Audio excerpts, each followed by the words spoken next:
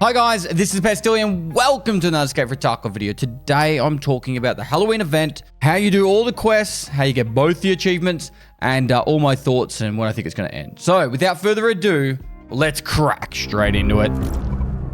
Alright, so the Halloween event and quest line has a total of 10 quests if you want to complete it through Therapist, or 11 if you want to do it through Jaeger. Now the event started pretty much on Halloween, and zombies ended Escape From Tarkov. If you went on any of the maps, you would start seeing zombies. It started off in labs and it spread it throughout all the other maps. Currently, if you go to escapefromtarkov.com/Halloween, you can actually see how many zombies are in each map or the percentage of it. So if it's at 100%, you won't see any scavs. It'll just be zombies. If it's at 50%, you'll see some scavs, and it'll get more and more scavs and stuff as the percentage gets down. Now, over the days, there has been some days where a certain map has 0% zombies, and therefore it's like a safe zone. However, I don't see that happening for the rest of the actual event that's going on. Now, the number one question I've been getting is, when do you think the event will end? Most likely to be the Friday or over the weekend. I have asked BSG to let us know, because everyone seems to be asking me non-stop. I don't know. But if you do want to get the achievements, that you'll need to get through this quest before, obviously, the end of the event.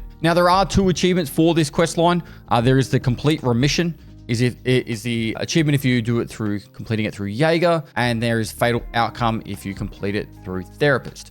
If you want to get both achievements, you are going to have to get one achievement on your account, reset your whole game profile, and then go through it all again. I did that today, and I got the second achievement in about 11 hours. The only help I needed from someone else was about halfway through the quest line. You need to get a flash drive and convert it in a Intel center.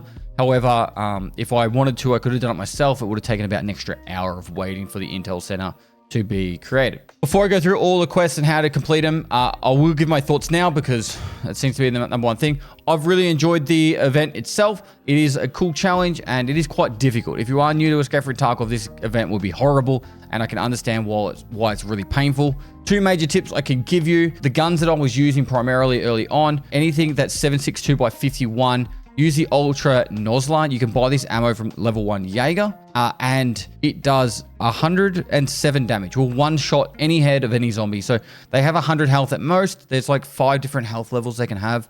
But if you have this one, it'll one-shot them. So in an MDR or any of the 7.62x51, this gun or this ammo is good to go. Alternatively, getting Jaeger to level 2 and getting MP153 shotguns. The best ammo you can get, in my opinion, is 8.5mm buckshot. And if you can't get 8.5mm, which I can't, I used 7mm. The way this works is it has 8 pellets doing 39 damage. So generally speaking, as long as you can hit their head with 3 pellets, they'll guarantee to die. If you shoot them square in the chest, though, it does enough damage that it pretty much kills them as well if you hit them with all 8 pellets. Zombies don't wear any armor, so you don't have to worry about that. If you do run up against players, though, just going complete flesh damage is quite difficult. If you are slightly higher level and you can run 300 blackouts, Whisper ammo is a go-to for a lot of people. This, because of the firing rate of the 300 blackout, this thing is shredding. You'll be able to kill zombies very quickly, and the 90 damage will pretty much one-shot majority of the zombies you go up against. All right, so if you are also having issues with the pistol zombies, armor is very crucial. Anything that can protect your neck is going to help you out. Neck and throat is going to protect you a heap more, because the amount of times I died to pistol zombies is actually brutal. You got to understand that it's just part of the RNG. It's just like getting tossed in the face by a scav. Sometimes these just happen, but with the pistol zombies, it happens quite often. Another tip, if you're actually struggling with the zombies overwhelming you a lot, zombies cannot go into locked rooms. So any map that you're going to go into, have some keys for that map, and even open up the door just so you can run back to it if you need an extra safe place to reload mags and heal up and get ready to go again. Zombies also have to path by just normally running. They can't vault or jump. So if you can drop off a ledge or climb up on a car, they will not be able to attack you. Just be careful of those pistol zombies, because they're going to be quite brutal, as we've seen already. Now, if you do get hit by a zombie, here's some things that can really help you. Most people out there are talking about using a Zagustin before you get hit, but if you're going to do that, you're going to have to keep popping them over and over again. The best counteract you can have is, if you don't have max metabolism, using a Propital. That'll give you about 4 minutes of negate to the actual, dehydration effect, because you'll be able to heal through the dehydration, no worries. You will have issues with stamina, however. Now, a couple of other things you can do is use an SJ12. Now, the SJ12 stim lasts for 10 minutes, and the good thing about this is it gives you a constant energy and hydration recovery. And what it's doing is it's constantly giving you enough hydration that you don't lose any health. So this will actually counteract any of the issues that you have with the health loss, because you'll constantly be able to heal up a little bit of your hydration and energy enough that you won't lose any health. This will also help with your stamina a little bit. They are quite pricey, so if you do have an injector case, chuck one in there, and it's just an option you've got as a backup plan. All right, so the quest line begins with "Don't Believe Your Eyes" from Jaeger. You'll need to head into labs for this. All right, so for the first task, you have the blue keycard room here. You run inside, and all you need to do is activate the switch. The door will open, and run inside. Once you've got to here, you do not need to survive the raid. You can die, and that is it. That's the whole quest complete. For the second task, you'll be doing Dirty Blood. This is also accepted from Jaeger, and you'll be heading back into labs. All right, so for the second task, from the blue keycard room, you've got the new area on labs. You can enter here. It'll either be located on his knee right here. You need to enter the actual room, so turn the power on, go through the room, and the second spot that it can spawn is located underneath his neck, right there. For the third task, you're required to kill 50 of the infected in any location. Personally, use the tips I had about using the shotgun and also any of the 7.62x51 with the Ultra Nozzler. It will make this thing a lot easier. Once you got those kills, you'll have completed the task. For the next task, the root cause, this one gets you a yellow key card. So this is where you start getting the juicy stuff, 24,000 XP as well. You get this one from Therapist, and you got to head into that lab. All right, so task number 4. Same again, blue keycard room. You'll need to enter the room. Power on. Run inside here. There is a vial, a sample container inside this doorway. It can be located up the back here, inside the fridge.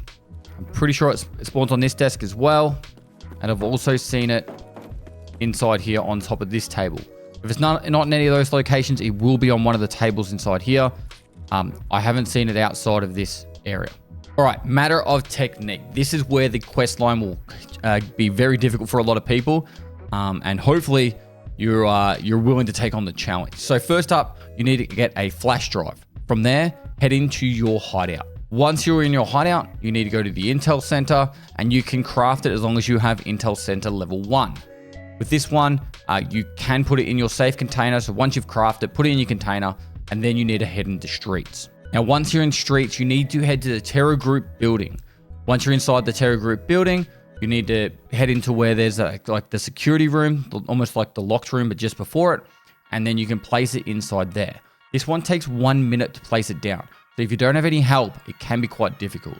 Now, if you don't have Intel Center level 1, or you have a giant craft going on at the same time, you can have someone else craft this for you, and you can drop 1 per raid.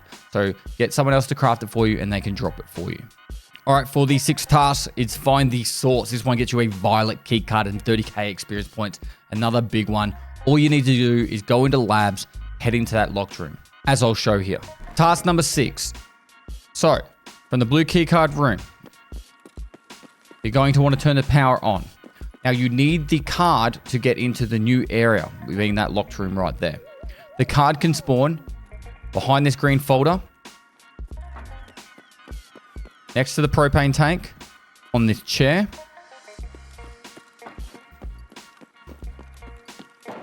inside the coffee mug, in this piece of paper right here, underneath the butt plug,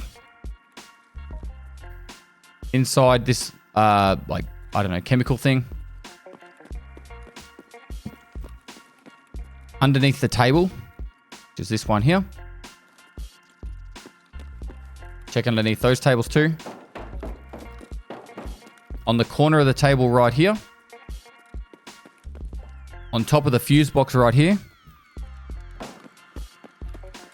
And lastly, behind the whiteboard right there. Once you have the card, you need to head into the locked room by swiping the card.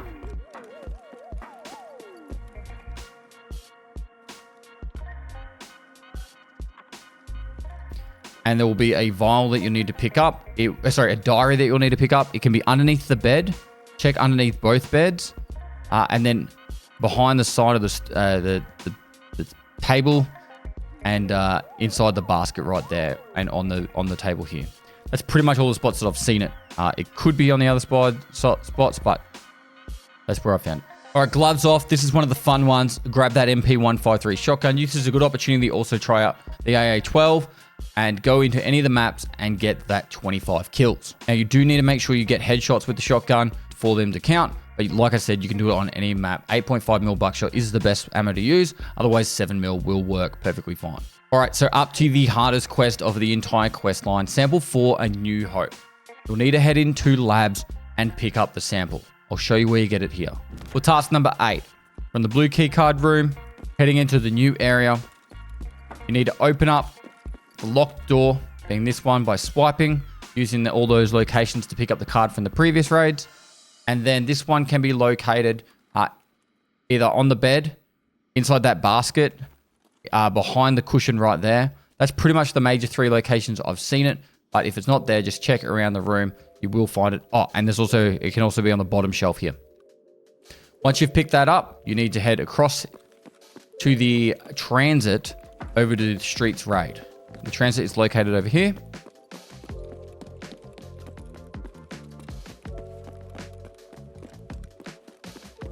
And once you're in the elevator, press F, escape, and then you'll have the 30-second cooldown. You need to stay inside here for 30 seconds. If you leave it, it'll reset like this. And you'll have to do the 30 seconds again. So try and get to cover as the zombies are pushing in, and then hopefully you'll be able to get over the streets. Now, once you're over onto the streets map, you need to head into Lexos. It's in the bottom floor, usually where Cabana hangs out, just before you go up the staircase. There's a couple of couches. Just head over to those couches. It only takes about 15 seconds to plant. It used to be a whole minute. So now with that 15 seconds, you can place it down. This is a very hot spot. You're going to run into a lot of Z's. So best of luck. And if you can get past this quest, you'll get the rest of the quest line, no problem. All right, task number 9. Darkest hour is just before the dawn. This one's a fun one. You got to go into ground zero, streets of Tarkov, and labs, and then just slay some Z's. I used an MDR for most of this and also shotguns. Totally up to you how you want to do it, but have some fun. Go get those kills. If you want to attract zombies, make sure you go loud. Don't use suppressors, and you'll have them swarming you in no time. All right, so this is where the choice happens. Do you want to get the achievement for Therapist or the achievement for Jaeger? Now, if it is your primary playthrough and you're going to go for both of the achievements, I highly recommend going for Jaeger first, because it's going to be a lot easier to have money and buy all the stuff you need for that. Whereas with Therapist, all you have to do is get the quest and drop some stuff off. Starting off with Therapist though, all you need to do is get the 6 lethal vaccines that they hand you for accepting the quest. And then you need to go to the following locations. The sample can be located inside your container, so you don't have to worry about the risk of losing it. But if you do lose it, you can craft it. For labs, you need to go into the sewer. Anywhere along that big long sewer passage, if you aim down towards the water, you can drop off the sample. Now over to factory. This is located in that bottom area where there's a technical supply crate. There is a side door that will lead to a transit. In that water area is where you can drop it off. This is a very hot and contested area for zombies, so be careful as you're trying to drop it off. For customs, this is any of the area where there is water for the junk bridge or the major bridge. You just got to go down to that between the customs area and construction, that big long water passage. Anywhere along there, you can drop it off. Over to woods. This one is dropped off between the car extract and the sunken village. It doesn't have to be anywhere in particular. Anywhere along that big long line, you can drop it off over on woods. Now for shoreline, I've got a hot tip here. This is the way I did it. Take both the last 2 vaccines into shoreline. You need to go to where the bunker is near the Red Rebel extract, and there's a little wooden bridge. You can drop it off there. Then from that point of the map, run to the path to Lighthouse extract. Transit over to Lighthouse, and you'll almost spawn exactly where you need to drop off the vaccine on the final map. Now, once you're on Lighthouse, the last location is pretty much where that lower village is. Any of that waterway that goes all the way out towards the ocean, kind of along the lines towards water treatment plant. Any of that water area there, you can drop it off. It's not a big deal. It's quite easy. There's lots of spots you can do it, and then you'll have the quest complete. Now, if you did it that way, that's how you'll get the fatal outcome. However, if you want to get the complete remission, you need to do it through the Jaeger quest line. For the Jaeger quest line, you do need to go into Shoreline. You need to go into Senator's office, being the East 110 or the blue tape key for East 110. And inside there, you'll find a document that you got to pick up and extract with. You can do it in separate raids. You can pick up and extract with that, but you do need to go into Shoreline and kill Senator. Once you've completed that whole quest, you'll get the final quest for getting the Jaeger achievement. Now, the final quest is called Clear Conscience. This one requires you to pretty much do everything you did or could have done for the therapist quest line. However, you need to convert the lethal vaccines into the clean vaccines using your med station. You do require to have med station level 2. This is why I recommend if you're going to go for both achievements, you do the Jaeger quest line first. You convert each of the vaccines. It takes about 9 to 10 minutes each. And then you can head into all the same locations that I explained in the previous task description to get all these dropped off. Once you've handed them all in or dropped them all off, you'll have the quest complete. The bonus to this one is you also get the thick weapon case. Now, there is one extra task you can complete called Contagious Beast. You need to kill the infected Tagilla. He's Tagilla with a big giant scythe, and you'll get a Labs Blue keycard for it. It also does give 65,000 experience points. Tagilla is currently spawning really high on Factory, so if you want to get this quest done, Factory is the place to do it. I have not done this one yet, but using that 8.5mm buckshot, leg metering Tagilla is actually a really strong strategy. He has about 1,500 health, so it's going to take 3 very clean hits on his legs, but if you can get all 8 on him, you'll drop him pretty easily. Now, I know this guide probably, won't be seen by a lot of people, but hopefully, even though it's not going to be as a popular video, if you are trying to get the quest done, hopefully these tips and this information will help you get through all the pain and suffering and get you through these quest lines nice and quick so you can get that achievement if you want it. And like I said, hopefully you guys enjoyed the event as much as me. And make sure you like and comment for YouTube algorithm. And lastly, guys, I'll see you next time.